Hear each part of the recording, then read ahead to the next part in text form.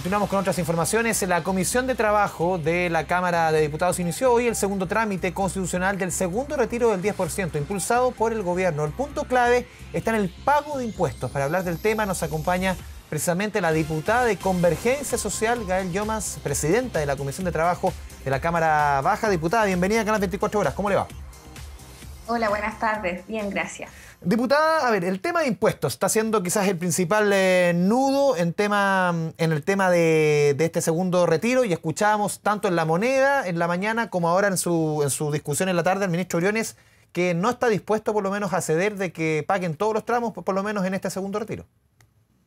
Bueno, sí, nosotros instamos al ministro, y lo digo nosotros como distintos parlamentarios, tanto de la oposición como también del oficialismo, a poder cambiar de postura, a abrirse a la posibilidad de por lo menos dejar exento de impuestos a aquellos trabajadores y trabajadoras que ganan 700.000 pesos, que no son súper ricos, que no tienen hoy día los dineros suficientes y necesarios para poder responder, hacer frente a una crisis, ya sea ellos o sus familiares, o sus seres queridos. Es por eso que estamos estableciendo esta medida y esperamos, instamos y vamos a seguir insistiendo al gobierno a que cambie de parecer. Para eso estamos presentando indicaciones, de hecho, para que se incorporen en el debate legislativo. ¿Cuál es el límite, perdón, diputada, que ustedes quieren poner dentro de la discusión en cuanto de ahí para arriba podríamos decir que se cobre impuestos? ¿Cuál es la propuesta de usted? Mire, hay distintas propuestas, tengo que ser franca en esto también. De hecho se hizo transparente en el mismo trámite de la Comisión de Trabajo. Nosotros al menos, y lo digo desde el Frente Amplio, estamos planteando que sobre los 3,5 millones se pague impuesto, me refiero a 3,5 millones de remuneración mensual, pero para el resto que quede exento de impuesto, que digamos es el impuesto a la renta, ¿cierto? El impuesto global complementario que se paga siempre, pero que entendiendo que el retiro pasa a ser considerado renta, va a subir las remuneraciones que tienen las personas y por lo tanto pueden cambiar el tramo que están actualmente. Es decir, el ministro daba ejemplos que pueden variar hoy día porque se está haciendo uso del retiro de fondo de pensiones.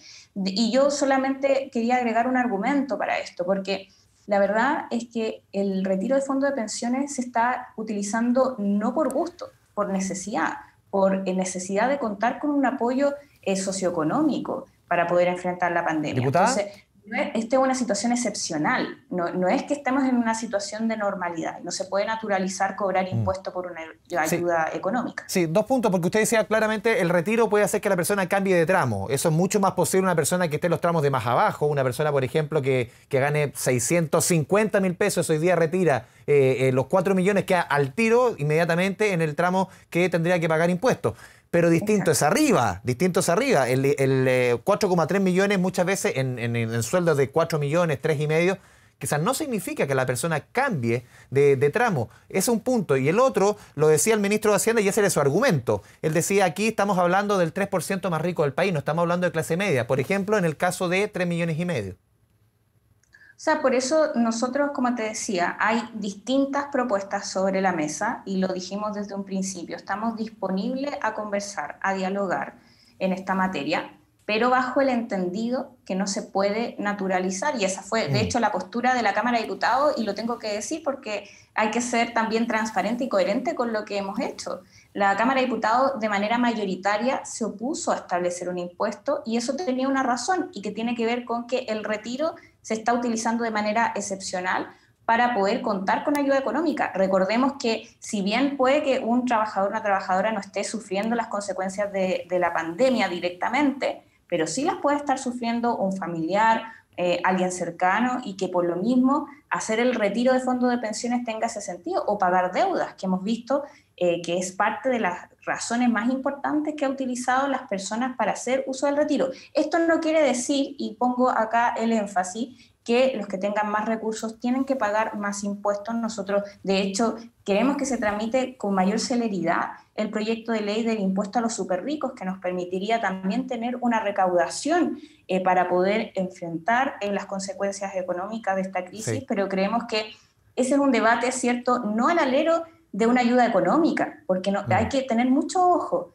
con establecer impuestos en base a la ayuda económica. Eso al menos nunca lo hemos hecho en Chile porque está bien, o sea, no se puede establecer las personas deban pagar impuestos por hacer uso, en este caso, de sus fondos previsionales, además para poder hacer frente a la crisis. Sí, diputada, porque usted se ha puesto en la discusión, usted lo dispuso ahora, esa idea de que del impuesto a los súper ricos, una idea que recordemos que fue planteada en la Cámara de Diputados hace algún tiempo, que no ha tenido quizás la misma suerte que el tema del 10%, pero también expertos, y no estoy diciendo expertos de que sean más, que se estén más ubicados en el sector neoliberal, más cercano al mundo progresista, han dicho que ese mismo impuesto a los súper ricos es poco eficiente al final. Más allá de que sea correcto o no correcto, es poco eficiente en recaudación. Tiene muy buen titular, pero la bajada no es muy buena. O sea, de hecho, bueno, yo lo he planteado también con los parlamentarios que son los mocionantes de esta propuesta, que respecto a la propuesta en particular, también hay apertura a discutir cuál es la mejor forma de establecer este impuesto. Ya sea un impuesto al patrimonio, que es un impuesto que, claro, tiene sus complejidades y esa es un poco la razón de la discusión y un debate más profundo, pero eso no quiere decir de que no necesitemos establecer un impuesto a los súper ricos. O sea, creo que ahí hay dos temas, ¿cierto? Uno es el estar de acuerdo con la idea general del proyecto, que es establecer un impuesto a los súper ricos. Si hay que hacer modificaciones al proyecto de ley para poder, en el fondo, arreglarlo y que quede de manera contundente y nos permita establecer esa diferenciación, ¿cierto? Y una buena recaudación. Bueno, hay total disponibilidad también para hacerlo y de hecho ya se está estudiando también esa posibilidad, pero creo que acá hay un sector y por parte del gobierno hay una oposición a discutir la idea y creo que eso al menos complejiza bastante el debate. Diputada, hoy día el presidente Piñera en un seminario hace un ratito nomás dijo, existe en Chile una izquierda radical que quiere desbordar el Estado de Derecho.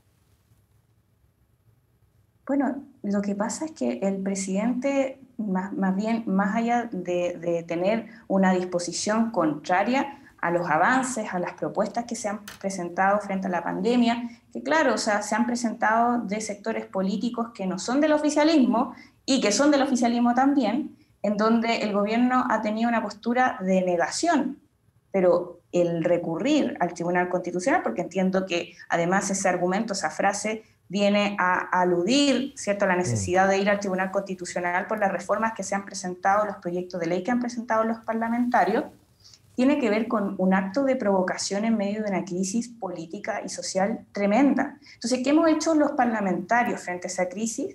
Es responder con propuestas, es decirle a la gente que no está sola, que cuenta con una institución y que cuenta con la política, que la política puede ser una vía para resolver los problemas que tiene y poder recurrir a tener un apoyo económico en esta oportunidad. Por eso que se presenta el proyecto del retiro, por eso se presentó el postnatal de emergencia, por eso se presentó también la propuesta de renta básica de emergencia, pero a todas esas propuestas el gobierno se ha opuesto de manera tajante y no se ha opuesto solamente hacia la oposición, o sea, ese es un debate, yo diría, menor frente a la crisis que tenemos, se ha opuesto a la gente, ha provocado a la gente en medio de una crisis social y política. Entonces, a mí no me llama la atención la postura del presidente porque ha sido la postura que ha tenido sostenidamente durante todo este tiempo, digámoslo también. Su gobierno fue el que ha tenido hoy día la crisis social y política más preocupante que nos ha llevado, pero por buen camino en este momento, pero debido a la fuerza y a la movilización que ha impulsado un cambio constitucional que ha sido la vía, pero no ha sido por gestión del presidente, sino más bien ha sido por la gente movilizada la que ha buscado hoy día una solución distinta, que es por vía, como digo, del proceso constituyente, una forma de poder canalizar, ¿cierto?, hoy día los resquemores y la crisis social y política que tenemos. Diputada, la quiero cambiar de tema, quiero tocar lo de las primarias ayer. No fue una buena jornada para el Frente Amplio, salvo lo que sucedió, por ejemplo, en Valparaíso con Rodrigo Mundaca, que es un fenómeno que se viene, por lo menos Valparaíso es un bastión, podríamos decir, que el Frente Amplio tiene su único senador, tiene el alcalde de Valparaíso, quizás no sorprende tanto, pero por ejemplo lo que sucedió en la región metropolitana, o sea, si uno suma todos los votos del Frente Amplio, no llega ni siquiera a la mitad, ni cercano a lo que, por ejemplo, logró Unidad Constituyente. El mismo candidato que ganó, por ejemplo, Unidad Constituyente, Claudio Rego, suma más que los 3 candidatos del Frente Amplio. ¿Fue una derrota dura lo que sucedió en la región metropolitana con su sector? sea, yo creo que me refiero también para el sistema de partidos y para las próximas elecciones. Es sumamente complejo el nivel de abstención que hemos tenido en estas elecciones. Y es hacia ese objetivo de aumentar la participación, de involucrar hoy día a la ciudadanía, es al cual nosotros nos tenemos que enfrentar y dar una canalización a ello. Entonces, para eso, obviamente, que hay que reforzar todavía nuestras tareas, nuestras acciones para poder ser una alternativa política y que la política, como te decía también, sea una respuesta. Que tener gobernadoras y gobernadores regionales también sea importante hoy día para la ciudadanía. Estas son las primarias, pero la elección va a ser en abril y esperamos Sí. que también ahí aumente la participación para ello. Ahora, ojo, porque la elección también creo que nos deja una señal importante. O sea, la votación que tiene Rodrigo Mundaca también y que está en la región de Valparaíso, también tiene una razón de ser y que tiene que ver con que los movimientos sociales sí están siendo respaldados por la ciudadanía para que sean, los dirigencias sociales, para que sean parte de la institucionalidad, que ocupen los cargos más relevantes. Y creo que eso también es Diputada. importante a la hora de analizar. Sí, pero lo último, ¿esto no cambia también el escenario de cara a posibles próximas negociaciones para las parlamentarias, para las listas? Recordemos lo que sucedió en la última negociación para esta misma primaria, terminó en una bolsa de gato en la oposición. No hay otro adjetivo, pero esto puede cambiar el escenario, porque aquí uno ve como ciudadano que el Frente Amplio no queda mejor pie para una negociación a futuro.